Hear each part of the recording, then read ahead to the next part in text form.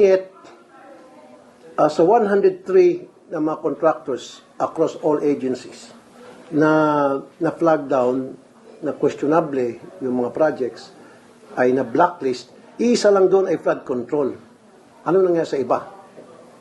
Ba't isa lang? In the past 2 years. May sagot ako doon. Bakit isa lang? Dahil nga, ito mga nag-iimbestiga ng mga taga-DPWH, mga opisyal dyan, mga direktor, mga regional director, sila mismo ang nag-iimbestiga at sila mismo ang mga contractor. Sila mismo ang may mga construction companies. So paano tayo makakuha ng tamang result ng investigation kung yung nag-iimbestiga, yung mismo ang culprit? Yun lang yun. Basta sino po dapat yung mag-imbestiga kung hindi po sila?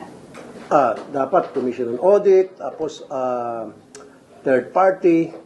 So hindi dapat ipaubay sa DPWH because marami sa kanila pinagbibintangan na kasabwat sa flood control ng anomalya, and then sila mismo mag-iimbestiga at magpa-flag down kung yung contractor ba dapat i-blacklist o hindi. Hindi dapat yun.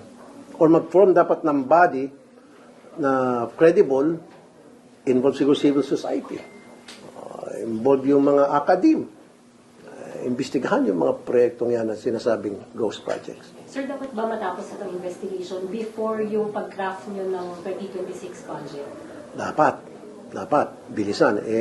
Depende naman yan kay Senator Marcoleta, but so far, I think he's doing good.